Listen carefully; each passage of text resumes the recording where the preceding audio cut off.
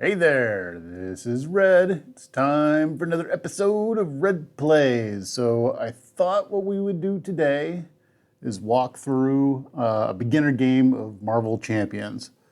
So some of you might have gotten this for the holiday, so I thought we'd go with a really basic kind of walkthrough of getting ready for your first game to play. So we're going to go through the startup set here. Your startup stuff is usually like Captain Marvel or Spider-Man versus Rhino. That's kind of what this steps through setting up, so that's what we're going to do. So I'm going to grab my Learn to Play book here. Comes right out of the box, and I've got my components ready to go, and it starts with setup right here.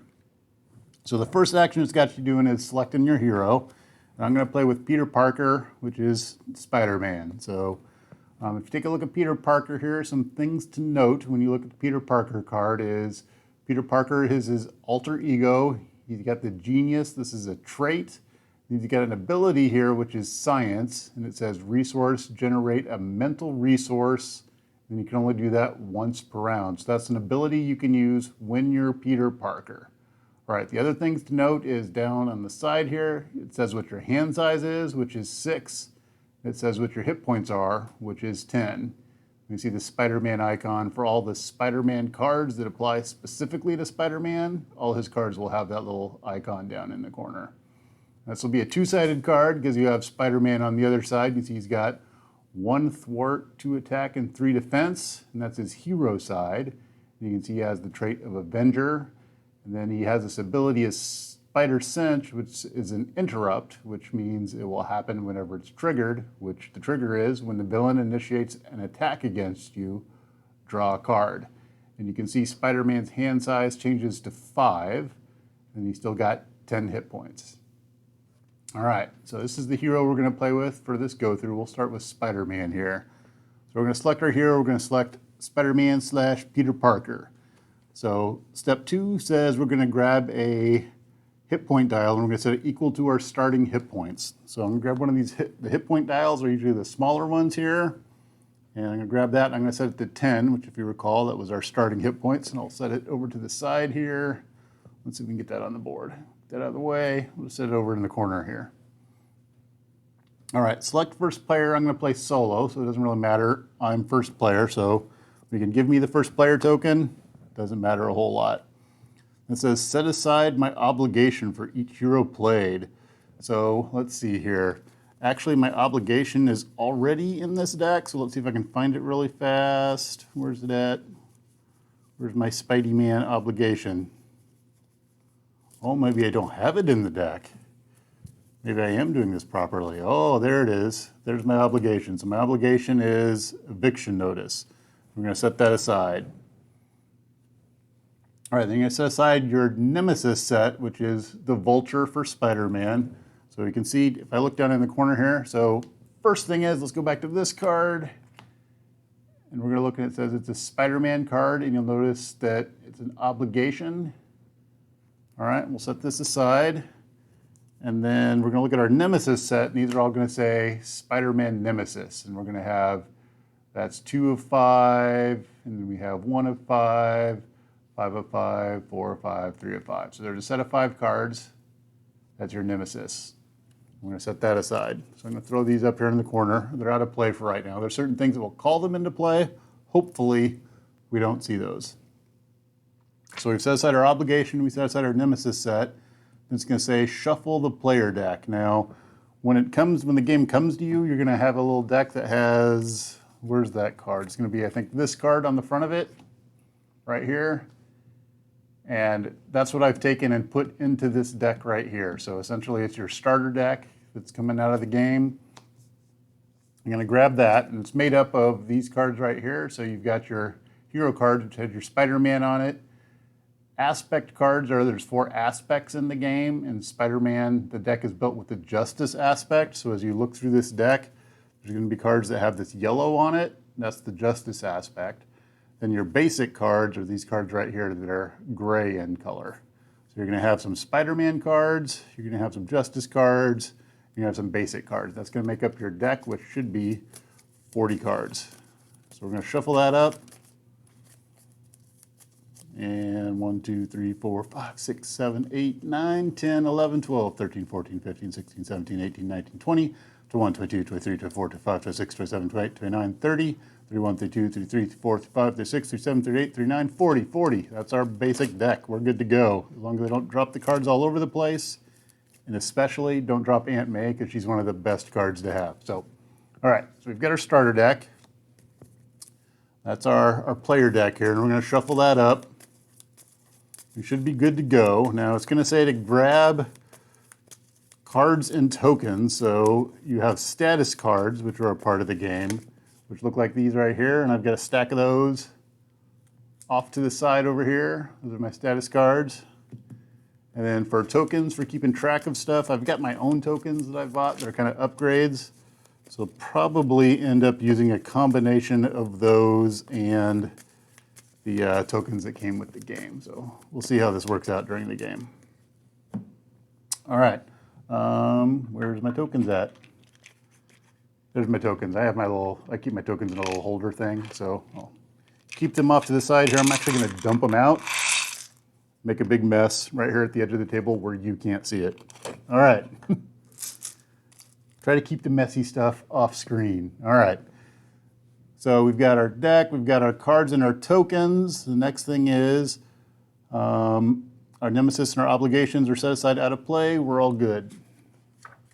All right, we're gonna go over to step 8, which says select the villain, which the preset game comes with Rhino as your starter villain. So here it is. You've got this, you'll have a little deck that has this card on it, and you're ready to play your first game. Now, actually, it's going to be made up of the Rhino encounter set.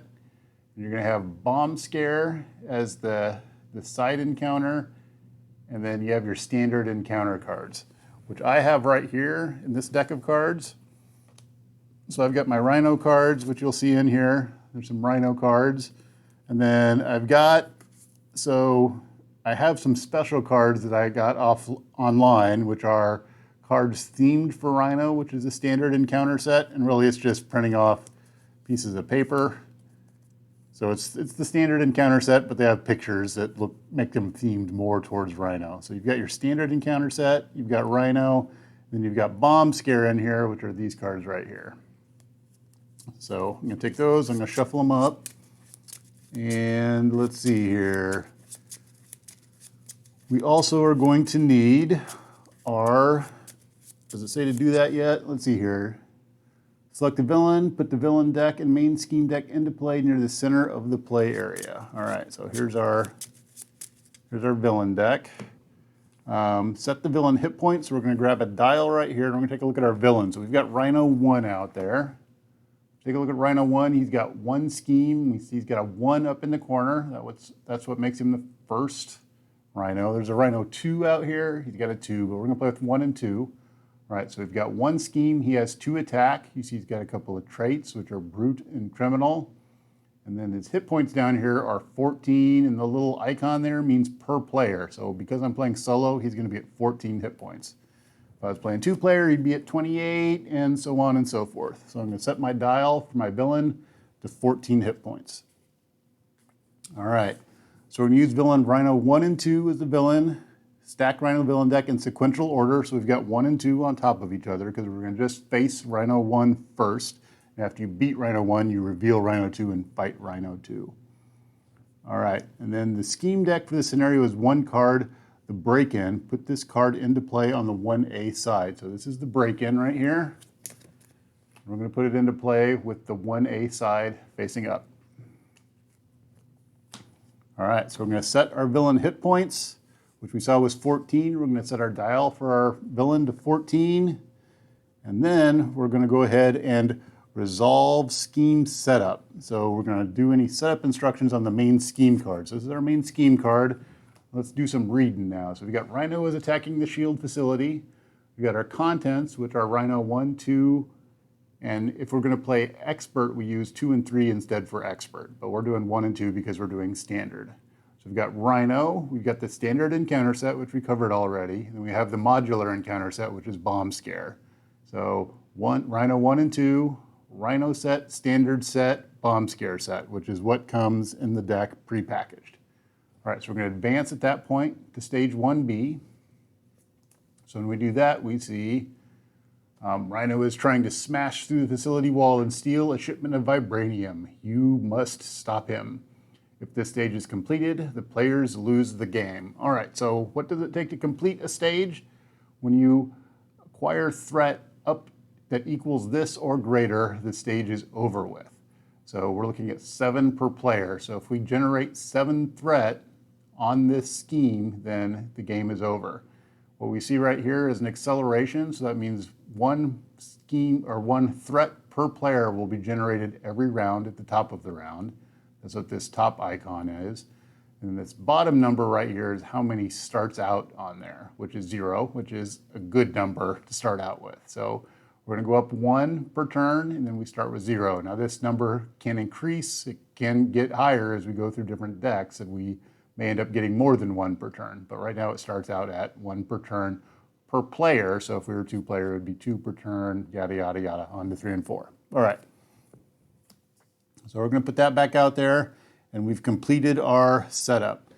So now we're going to create and shuffle the encounter deck. So we're going to shuffle the obligation card that was set aside into the villain's encounter deck. Now, right now I've got sleeves on the back of all of these, but if I were to unsleeve them, you would see they've got these orange backs on them. So I'm going to shuffle all of these together. That's going to make up my villain encounter deck. All right, so I've got my hero deck here. I've got my encounter deck. I'm going to give my hero deck another shuffle also.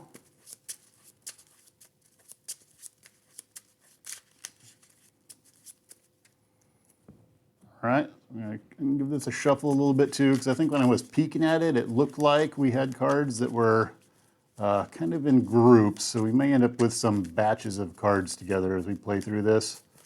We'll see. That could help or it could hurt quite badly. Don't know, but we'll find out. All right, so the next step is after we get our encounter deck shuffled, we've got our scheme done, we do our encounter deck, which is that one's all shuffled up. We're going to go over to draw cards. So each player draws a number of cards from their player deck equal to their hand size, which is listed on the bottom left corner of the identity card. So we're going back again to the identity card, which is our Peter Parker, and that's the side we start out on, is our alter ego side. So if we take a look there, we have a hand size of 6. So we're going to draw 6 cards. I'm going to move this out of the way a little bit, and we're going to draw 6 cards. So 1, 2, 3, 4, 5, 6. All right. So after we draw cards, we have let's see here. We have resolved mulligans. Each player may discard any number of cards from their hands, then draw up to their starting hand size. So let's take a look at the cards that we have in our hands so we can understand what these do a little bit. So let's take an example card right here. All right, so if we take a look at Webbed Up, what we have here, this is one of Spider-Man's cards. It's an upgrade. So when we play it, what we're going to do is we're going to attach it to an enemy, and it's going to be a persistent thing that sits out there until the conditions on it are fulfilled. So it's going to cost us 4 resources. So one thing to note is that your cards can generate resources. So you can play a card to generate the resource that's down here in the corner. So in order to play this card, I would need to generate 4 resources. So most likely I would need to discard 4 cards to generate resources.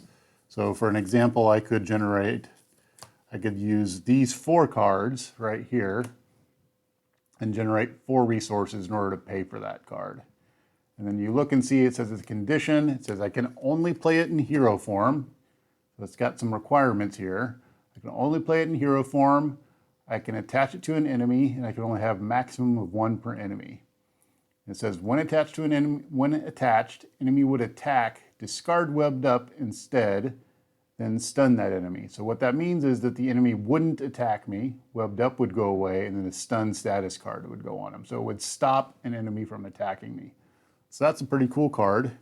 We might want to hold on to that one, but it's pretty expensive too.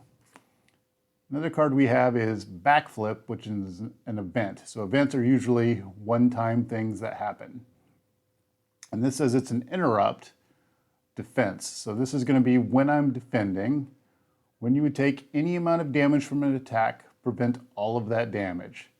So what I'm looking at here is as an interrupt, I could play this during when the villain attacks me, or actually when I would take any damage, I can prevent all of it. I guess it has to be from an attack. Another card here we have that's an event is For Justice. So that one's going to cost us 2, so we have to spend 2 resources. This is a little bit different in that it's a hero action. So actions are things that you do on your turn. So you can't do these during the villain's turn. I would have to perform this hero action during my turn and spend the 2 resources in order to activate it. And it says remove 3 threat from a scheme.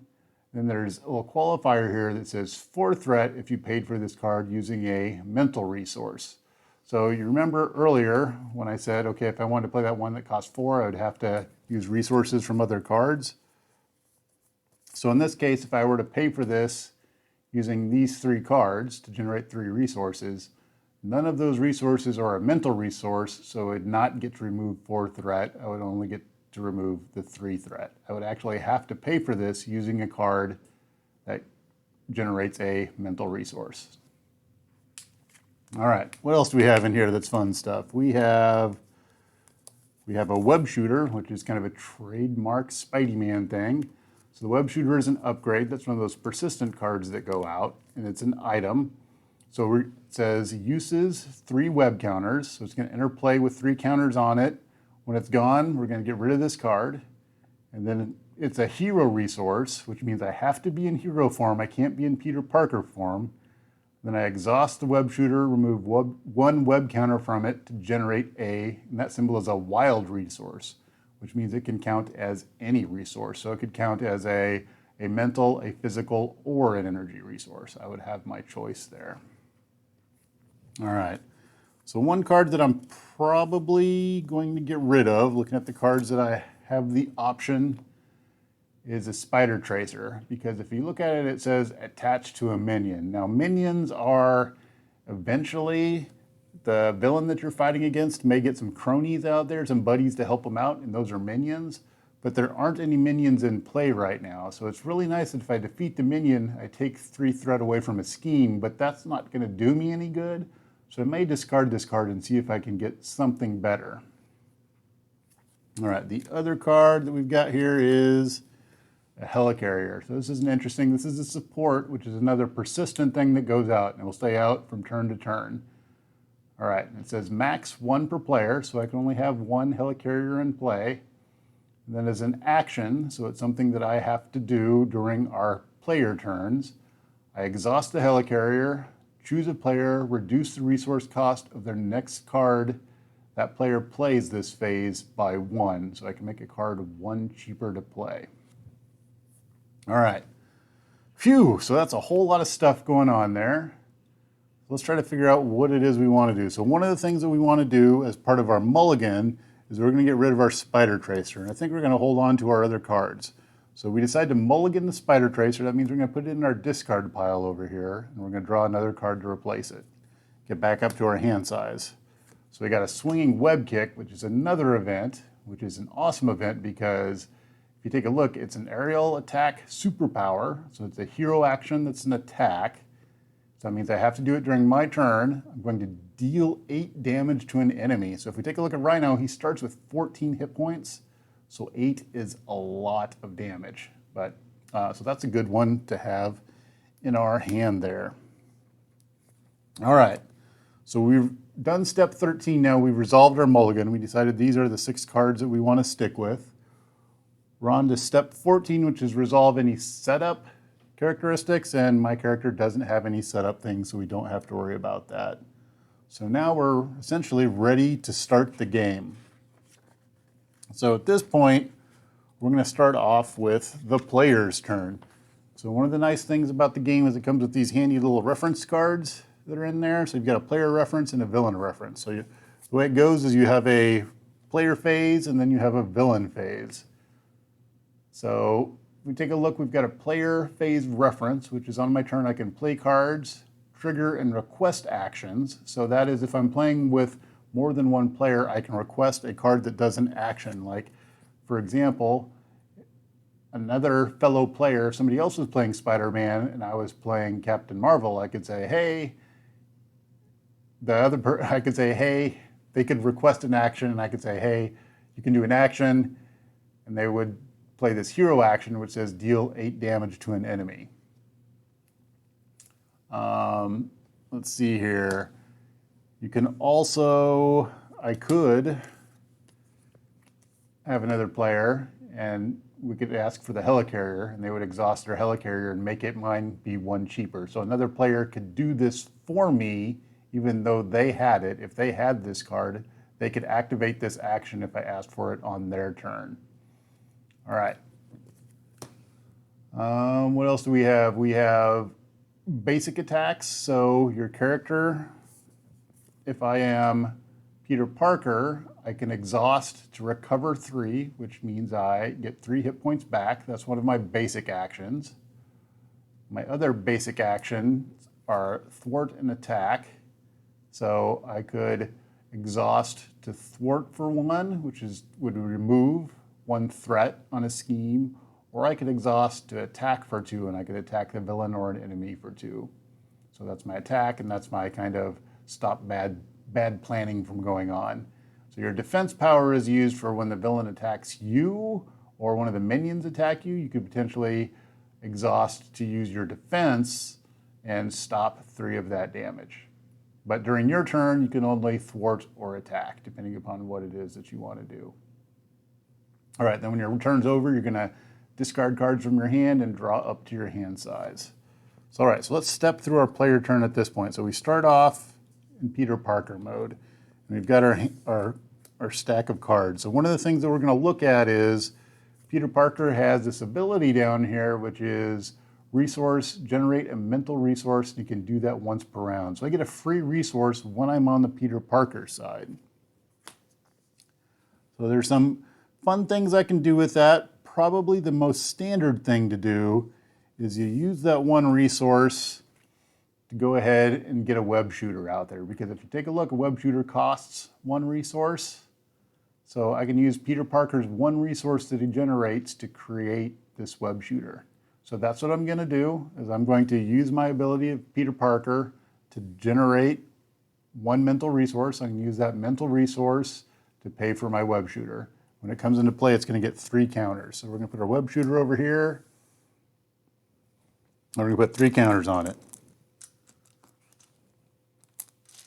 And 3. All right, so next thing we're going to look at is, do we want to prepare for the next round? So if I play the helicarrier, that's going to make cards cheaper later on. I've got some options here. So I could play the helicarrier, which is going to cost most of my other cards because I'm going to need to pay 3. But then I can make cards cheaper later on. I could do my swinging web kick, which does 8 damage to an enemy. So if I wanted to, I could start off doing a ton of damage to Rhino. Yet another option is playing this webbed up, which is going to kind of stick Rhino in place for a little while, and he won't be able to do anything. So what I think I'm going to do is I think I'm going to do this webbed up and stick him up, make him be all sticky for a little while. All right, so what I notice is that it says hero form only, so I need to be hero form. So once per turn, you can change your form. So I'm going to change from my alter ego over to Spider-Man at this point. Let's move him up here. All right, so Spider-Man. Now, in order to trigger the web shooter, I can use it for a resource, but it's a hero resource, so I had to be in hero form in order to use the web shooter. So I can exhaust my web shooter, and then I remove 1 counter to generate a wild resource. So now I've got 1 resource. And then I need, in order to do the webbed up, I need 3 more resources. So what I'm going to do is I'm going to use my helicarrier, my backflip, and my 4 justice for their resources. So we're going to generate 1, 2, 3, plus the 1 off of here is the 4 that I need in order to do the webbed up. I'm going to take these and put these in the discard, and the webbed up is going to go on Rhino. So Rhino is webbed up at this point in time. All right, now I also have the ability to do my one action as Spider-Man. So right now there's no threat to remove. So I'm going to go ahead and attack, and I attack for 2. So I use my basic attack for 2. I'm going to take 2 off of his hit points, so that's going to knock him down to 12. Oop, wrong way. So I'm going to take my dial, and I'm going to dial him down to 12. All right, now I don't have enough resources to play my swinging web kick, so I'm just going to hold on to it. And then as we've gone through the player phase, I've pretty much done all the things that I can do. I'm going to end my turn. All players have finished their turn. I'm going to discard any number of cards from their hand. So I could discard the swinging web kick, but I want to hold on to it because it does 8 damage. Then we're going to draw up to my hand size and ready my exhausted cards. So my hand size, if you notice, as I changed over to Spider-Man, my hand size is 5. So we're going to draw up to my hand size. We're going to draw back up to 5. So 1, 2, 3, 4, 5. And then we get to ready our cards. So they're going to ready up. All right, now we are done on the player phase, and we're going to enter into the villain phase. So now it's the bad guy's turn. So if we take a look at the villain phase, here's what's going to go down. So the first thing is we're going to place threat on the main scheme. So what we're going to look at is right here. It says how much threat to put there. That's how many acceleration is going on there. So 1. So we're going to put 1 threat on the main scheme. And then the next thing we've got going on is the villain, and each engaged minion activates once per player in player order. So if I'm in hero form, they're going to attack me. If I'm alter ego form, he's going to scheme. All right, so what's going to happen there is Rhino would see that Spider-Man's out here, and he would want to attack Spider-Man. Now, the thing that I have is I have this webbed up in play, and if you remember how webbed up reads, webbed up says, forced interrupt, when attached enemy would attack, discard webbed up instead, then stun that enemy. So this is what's called a replacement effect. So rather than Rhino attacking, the webbed up is going to take effect, so Rhino does not attack, the webbed up is going to go away, and he's going to get a stunned status card. Take a look at the stun status card. It says the next time this character would attack, discard this status card instead. So now he's going to be stunned. So webbed up is kind of like 2 stuns happening. All right, so Rhino's stunned at this point. He did his attack. He saw Spider-Man, tried to attack him, couldn't do it because he was webbed up. Next, if there were any minions out there, they would each try to attack Spider-Man. There's no minions, so we don't have to worry about that. So next we step into the deal an encounter card to each player.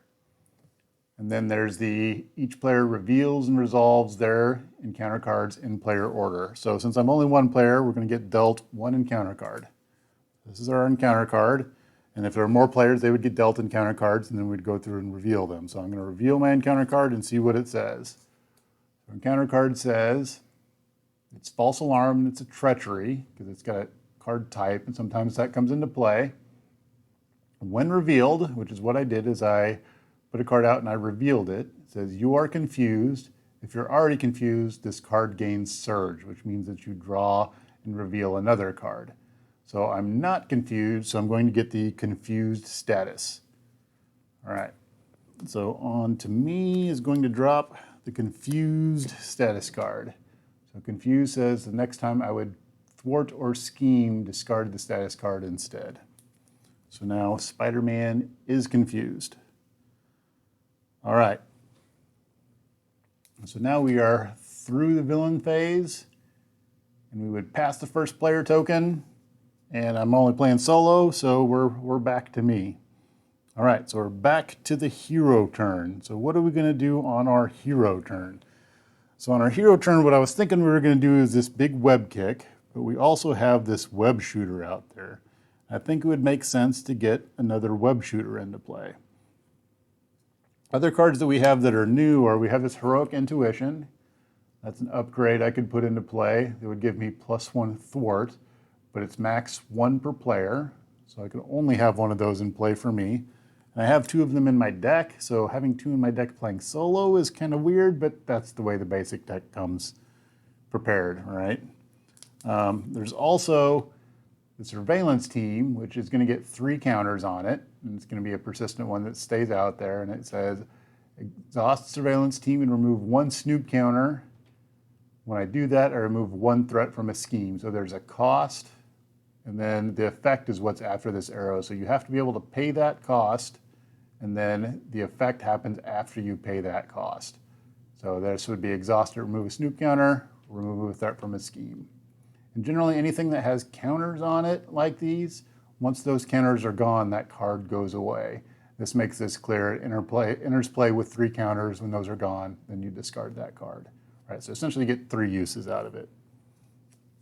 All right, so I think what we're going to do is we're going to try to get our web shooter out there, and then we're going to do our swinging web kick. So we could do a lot of damage this round. All right, so what I'm going to do is I'm going to exhaust my web shooter and remove a counter in order to play another web shooter. So this web shooter is going to come into play with 3 counters on it. All right, in order to do my swinging web kick, I need to spend 3 resources. So we're going to spend 1 resource from our other web shooter. Then we're going to do 2, 3. So we're going to use these 2 resources plus the resource from the web shooter to generate 3, which we'll use to do this swinging web kick. So when we do the swinging web kick, it says it's pretty basic. It's a hero action. It says I'm doing an attack, and I'm going to deal 8 damage to an enemy. So there's certain things that trigger off of when you do an attack. So it's really clear that I'm doing an attack here. So now I'm going to deal 8 damage. So I'm going to take Rhino from 12. I deal 8 damage. It's going to take him all the way down to 4. All right, 3, 4. All right, that's a lot of damage. All right, now I also have my basic thing that I can do as my hero, and I think what we're going to do is we're going to go ahead and do our attack. So we attack for 2, and we're going to knock him down to 2. All right, so I've almost exhausted all of his hit points, and then when I do that, he's going to change form to Rhino 2, which is going to cause some other things to happen. All right, so now I've played all my cards. I think I'm going to go ahead and discard my other heroic intuition, let it go, because I'm more interested in what cards are potentially coming out of my deck. So I'm going to draw 5 cards at this point. 1, 2, 3, 4, 5, and we're going to ready our cards up. And we're going to be done. Now let's take a look at some of the cards that I got. There's a couple of interesting cards in here. One is this Genius card. So you'll notice this is a little bit different. It has 2 resources down in the corner here. So rather than generating 1, it generates 2. So that's kind of a powerful card. We have Great Responsibility, which says when any amount of threat would be placed on a scheme, I can take it as damage instead. So the 1 threat that's generated at the beginning of the round there, I could take that as damage instead. If the villain were to scheme, which he hasn't done yet, we might run into later, I could use this to take that as damage rather than him actually scheming. We have another swinging web kick, which is awesome, more damage. We have a haymaker, and a haymaker is just an attack. It's kind of like our swinging web kick, but it's cheaper, and it only does 3 damage. All right. And the last thing we've got here is a tenacity. So tenacity is one of those cards that I would put in play. It would cost 2 to put it in play. And then if I spend a physical resource, I could then discard that card from play and ready my hero. So I could potentially do an attack, then ready and attack again. Or I could mix it up. I could attack, ready, and then thwart. Or if I were to defend, I could potentially ready myself. All right, so anyway, let's go on to the villain's turn because we're done with the hero phase. We're going to the villain phase. So villain phase, first thing we do on the villain phase is we're going to add threat to the main scheme. So this is going to go up to 2. So I've got 2 threat on the villain. The villain would look and see Spider-Man out there, and he would want to attack Spider-Man. So the thing is, he has the status card on him. So he's going to be stunned, which says the next time this character would attack, discard the status card instead. So this will go away instead, and he does not attack. But we still need to get the encounter card. So let's see what the encounter card is. So we're going to get an encounter card. We're going to see what it is. And it says it's advanced, which is a treachery. And this says, when revealed, the villain scheme. So we haven't had the villain attack or scheme yet. So let's go through what actually happens when that happens. So at this point, normally the villain would scheme when he sees my alter ego out here. But this card makes it so that the villain schemes no matter what's going on out there. So what happens when the villain schemes is you take a look at the villain's scheme number, which is 1 on Rhino, and then you're going to draw an encounter card and you're going to use boosts to boost that number up, and that's going to be how much that the villain schemes for. So if the villain's got 1, he's going to scheme. He's going to scheme for this. These are the boost icons down here, these little 3 pointed things. So had I drawn the advance as a boost, I would have got no bonus. But instead I'm drawing this Hydra Bomber, so I don't have to worry about any of the other text on the Hydra Bomber. I just have to worry about the boost icons that are down here in the corner. I see that there's 1 boost icon, so it's going to boost it up to 2, and he's going to scheme for 2. I could use my great responsibility and take that as damage, but so I have a choice to make here. I could do that and take it as damage, or I think actually I am going to do that. So that's what we're going to do. So he would scheme for 2, and I don't want the threat to go up 2 more because at 7 it goes out. So what I'm going to do is I'm going to use this hero interrupt. So I can do it as an interrupt, and it costs me 0 to play. So I can use this interrupt, which says when any amount of threat would be placed on a scheme, take it as damage instead. So instead of the 2 threat going on the scheme here, I'm going to take 2 damage. So it's going to take my hit point total from 10 down to 8. All right, so I'm down to 8 before I get knocked out. All right, so that was the villain phase where he generated threat. He was going to do his attack action, but he was stunned. We drew his encounter card. It was an advance. He schemed. I did great responsibility and took it as damage instead. All right, so at that point, we're back to the hero phase. So hero phase, what are we going to do here? Now, I think we can generate a lot of damage this round. So here's what we're going to do. We're going to exhaust Spider-Man to attack for 2, which is going to knock him down to 0. So, dun, dun, dun, he goes down to 0. What we're going to do is at that point in time, Rhino 1 is knocked out. Rhino 2 is going to come into play. So we need to take a look at Rhino 2 because some things change when Rhino 2 comes into play. So this is kind of like we knocked the first version out, the second one's going to come into play. So let's take a look at the differences between 1 and 2. So first of all, we're going to see that he's going to get tougher. He's going to go from 2 attack to 3 attack. So he's going to hit for more. Also, his hit points are going to go up. So he had 14 hit points before, so he's going to start fresh with 15 hit points. So we're going to need to take his dial and set it up to 15. So I'm going to crank his dial up to 15 here. All right. And then we have a when revealed effect, which says, search the encounter deck and discard pile for break in and take inside scheme and reveal it. Shuffle the encounter deck. All right, so he's going to come into play. We're going to need to look for break in and taken. So break in and taken is a side scheme. And we're going to look through the deck for, there it is, break in and taken. All right, I'm going to take the deck and shuffle it up.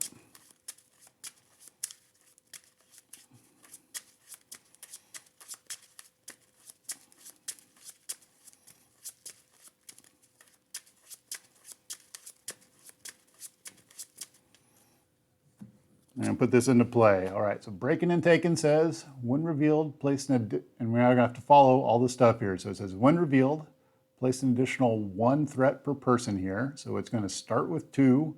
It's going to additional 1, which is 3. This has a hazard icon on it, which is this, which says it's going to get the villain's going to get an additional encounter card during the villain phase. So we're going to put this out. It's going to have 3 threat on it.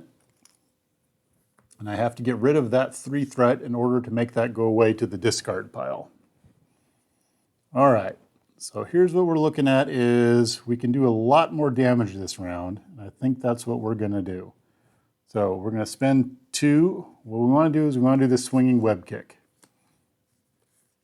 So in order to do the swinging web kick, we need to generate 3 resources.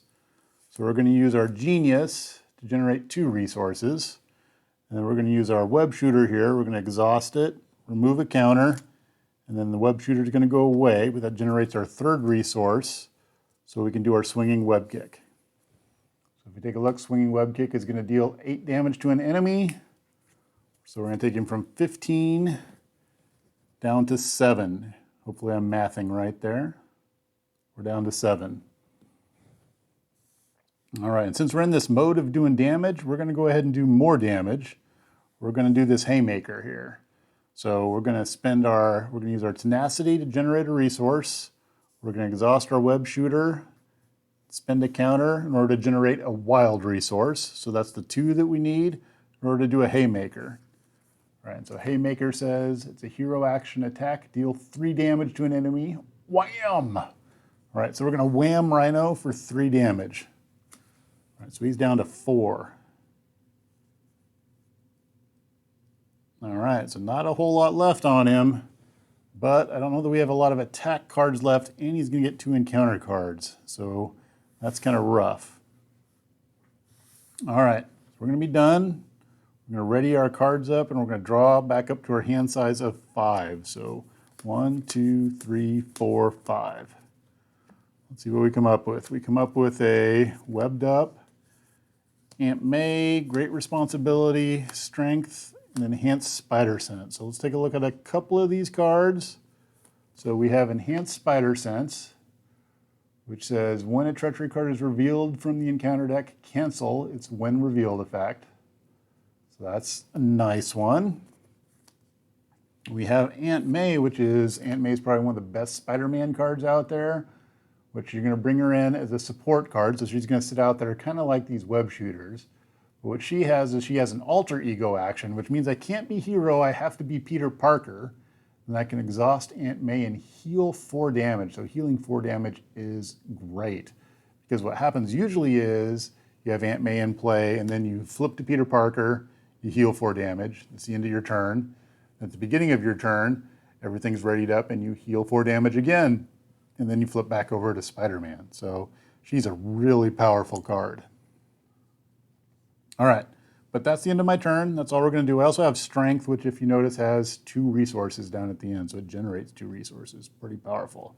What I'm really liking is I have this webbed up, and maybe I can put Rhino in a sticky situation again for a while.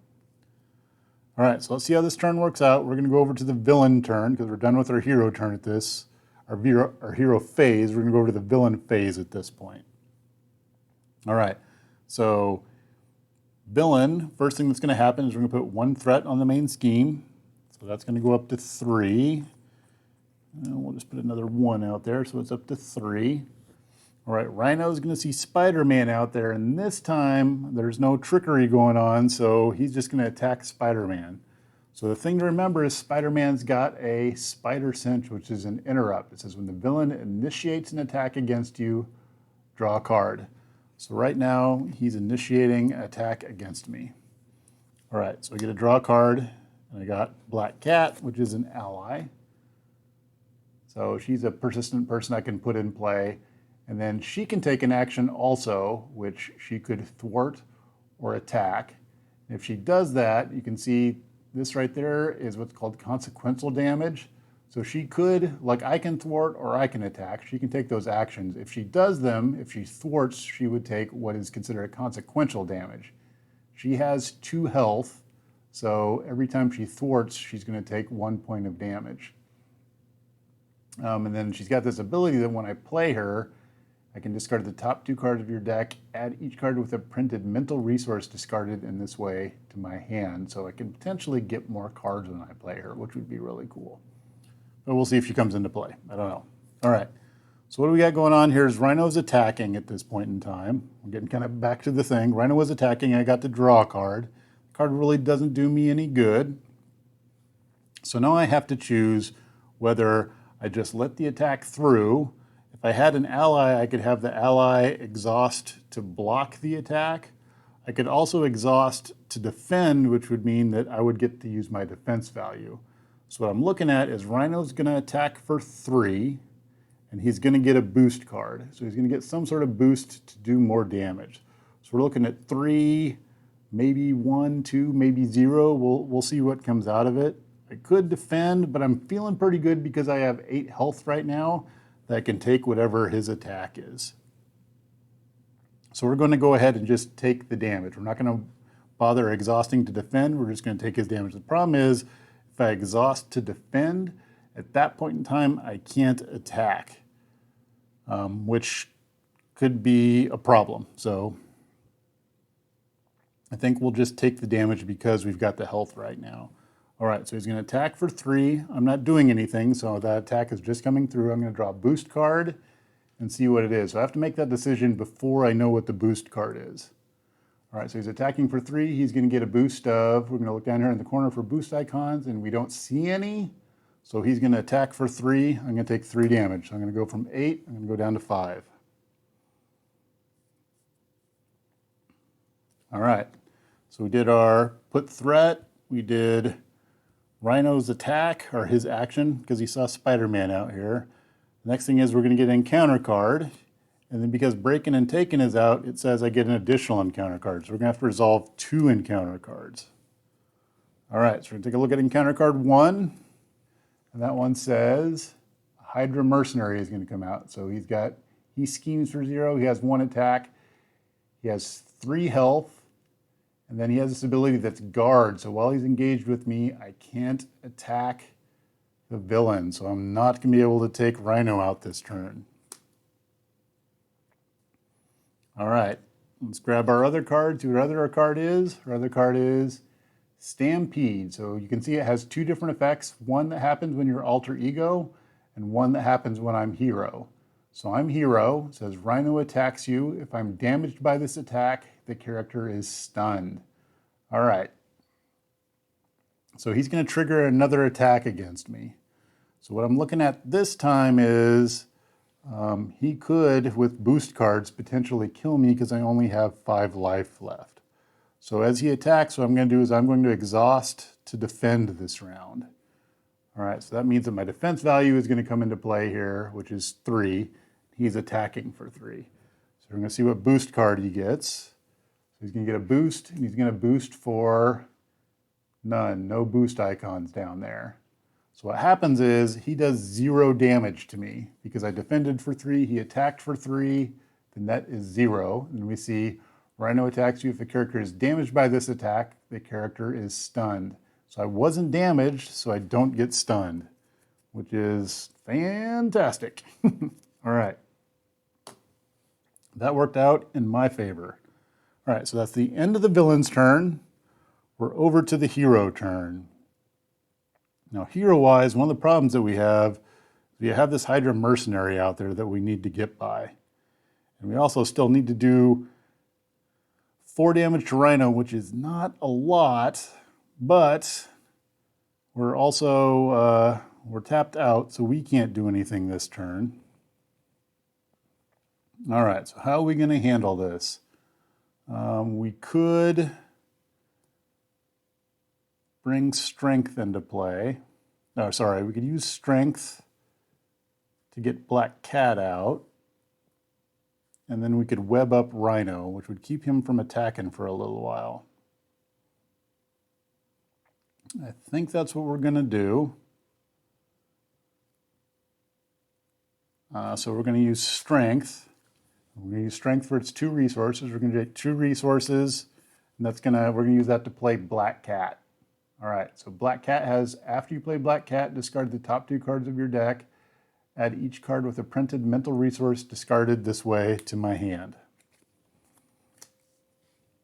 All right, so I'm going to discard the top 2 cards of my deck and see if any of them have the mental resource, and they do. Nick Fury does. Oh, that is very fortunate. All right, so I get to add Nick Fury to my hand. Now, why do I say that's very fortunate? Because let's take a look at Nick Fury. So Nick Fury is going to cost 4 to play, And then as a forced response, after Nick Fury enters play, I get to choose one. Remove 2 threat from a scheme, draw 3 cards, or, and here's the money option, deal 4 damage to an enemy. At the end of the round, if Nick Fury is still in play, discard him. So a round is comprised of a player phase and then a villain phase. So Nick Fury wouldn't go away until after the villain's turn. But it's not going to matter because we're going to use the money action here, which is deal 4 damage. So if we have the 4 resources, which we do, so we have 1, 2, 3, 4. We're going to use these 4 to play Nick Fury. Nick Fury comes into play. Now, let's talk about Nick Fury's power here, because there's a thing we should note here. So when you take a look at Nick Fury, he says he's going to deal 4 damage to an enemy. So that's straight up, we're going to deal the 4 damage to the enemy. Now, there's a thing that I want to talk about, which is Rhino right now, the Hydra Mercenary is in play. So the Hydra Mercenary has guard, which says I cannot attack the villain. What that means is Black Cat, if I wanted to attack with Black Cat could not attack Rhino to try to do damage to him because the guard's there and that's considered an attack, right? And I had noted earlier that some of these other actions that I had, like the swinging web kick, so if I want to do the swinging web kick, that's an attack that does 8 damage. So I couldn't do that against Rhino until this Hydra Mercenary was out of the way because he has guard. So he would stop me from doing something like a swinging web kick to take Rhino out at this point in time. But the thing with Nick Fury is, Nick Fury's ability here isn't an attack. It's just a deal 4 damage to an enemy. So when I bring Nick Fury into play, I have a forced response of deal 4 damage to Rhino, and that takes Rhino out. There we go. So at that point, I'm the winner. I've won. I've removed all of Rhino's health. Rhino's out of there. So there we go. Spider-Man victory. So that's a pretty quick walkthrough of kind of a standard, kind of your starter Rhino versus Spider-Man. There's a lot of things to keep in mind while playing Spider-Man. So I'll say if this is your first time playing, things to really watch out for are Spider-Man's ability to draw a card when Rhino attacks. So when Rhino attacks, you get the card, or any villain attacks, you need to remember to draw that card. The other part of that is if he is stunned or he has webbed up on him, those replace his attack, so you do not get to draw that card. Other things are this guard effect. Make sure things like attacks get blocked by the guard effect. Keep that in mind. Another thing that's in here that you should keep track of is, where's it at? There is the Armored Rhino suit. So this Armored Rhino suit says would possibly be a thing that you would draw and you would attach to Rhino. So if I were to reveal this, it would come out and it would attach to Rhino and be persistent on him. So if we take a look at this, it says when any amount of damage would be dealt to Rhino, place it here instead. Then if there are at least 5 damage here, discard the Armored Rhino suit. So the thing to keep in mind here is if I were to do my standard attack, that would put 2 damage on here and it would be on the Rhino suit. Now if I were to do a swinging web kick after that and do 8 more damage, all 8 of that damage would go here. So I would have a total of 10 damage on here, and then the Rhino suit would go away. And then at that point, any other damage would go to Rhino. What wouldn't happen would be that I would have the 2 damage on here from my previous attack, 3 from my swinging web kick would go here, and then the other 5 would go to Rhino. That's not the way that it works. This would absorb all the damage, so all 8 of it would go here, and then after that, the Rhino suit would go away. So it's going to absorb extra damage if you're doing more than what finishes it off, which is kind of annoying, but that's the way that the Rhino suit works. Let's see here. Other things that could come into play are things like tough. So he's got a couple cards in here that will give him tough, and we didn't see that this round. So tough is another status card. And Tough says the next time this character would take any amount of damage, discard this status card instead. So usually what you want to do is that's where you might attack with Black Cat and do 1 point of damage to get rid of that Tough status card, right? And then you do the Swinging Web Kick and drop in for 8, because that's going to cancel all of the damage that would be done. So there's a couple of little things while playing Rhino, some status cards that come into play. Usually if you take the time to read the cards, you should be okay. Hopefully I didn't miss anything while I was playing through there. So we've got some of the more experienced people are probably watching. And if I missed anything, I'm sure they'll let me know, and I'll add it to the comments and probably put a little tag up in the corner. We didn't run into our nemesis, which is good. There's a card in here that would take the nemesis and bring him into play and then throw his cards into your deck that you could possibly run across the bad guy. Other things to note is if you exhaust your deck, what happens is you take an encounter card and put it out here for the next time that encounter cards would be revealed. You would then run into it. If you exhaust the villain's deck, you go through all of these cards, then you would put an acceleration token into play on the main scheme. So then when we got to the top of the round, every time we would normally put 1, instead we would put 2 on here. It would accelerate faster and it would get quicker to running this out. So, all right, I think that's it for now. I tried to go slow and explain everything that I was doing. If you've got questions, let me know in the comments. We'll try to explain them. There's a bunch of great sites out there for this and a bunch of other YouTube videos out there of people walking through. Usually you you're playing a little bit faster because most people have played this many, many times, so you kind of crank through things kind of quickly. So want to take it slow so that way you could know the thought process and what was going on behind kind of your first round of playing Marvel Champions. So hope this helps you all, and it's a really good game. There's lots of expansions on there. It's my game of 2020, one of my favorite games. It came out last year, 2019. I don't think I started playing until 2020, and I'm just loving this game. It's got a lot of replayability to it. So, yeah, so that's it for now. Appreciate you for watching, and everybody take care. Thank you.